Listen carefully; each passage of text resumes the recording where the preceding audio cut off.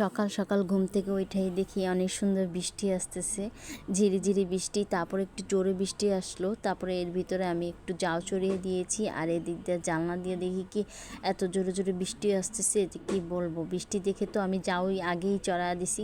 অনেক দিন পর আজকে জাউ খাচ্ছি, মানে খাবো। তো এত ভালো লাগতেছে। আর ঠান্ডা ঠান্ডা ওয়েদারে কিন্তু জাউ হলে ভালোই হয়, খিচুড়ি জাউ এগুলি কিন্তু ভালো লাগে।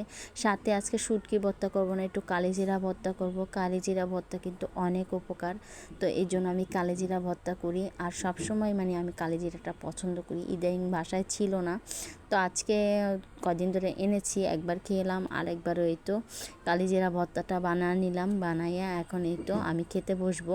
তো আগে বেড়ে নিচ্ছি। তো জাউটা আজকে এত মজা হয়েছিল, মনে হচ্ছে যে পোলাও পোলাও একটা গ্রান করতেছে। আর এমন ঠান্ডা ওয়েদারে কিন্তু জাউ খেতে ভালোই লাগে।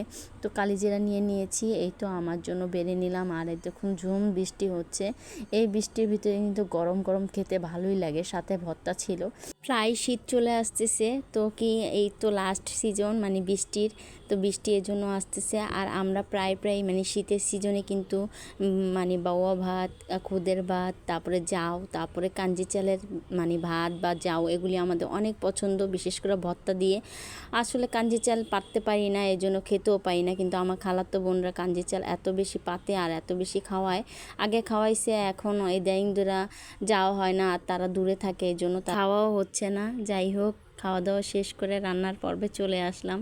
আজকে একটু বাইরে গিয়েছিলাম, তো আপনাদের সাথে শেয়ার করিনি। তো এগুলি কাটাকাটি করেই মানে বাইরে চলে গিয়েছিলাম। আজকে এক তরকারি রান্না করব, গতকালকে মানে তরকারি এখনও আছে বাসায়, এর জন্য আর বেশি কিছু রান্নার আয়োজন করব না। তো এদিক দিয়ে আব্বু গতকালকে কিছু মানে কই মাছ এনেছিল, আর এই তো কচুর ছড়াগুলো এনেছিল। আজকে ভাবলাম যে কই মাছ দিয়ে কচুর ছড়া রান্না করি। কচুর ছড়া বলে কেউ, কচুর গাড়ি বলে কেউ, কচুর মুখী বলে।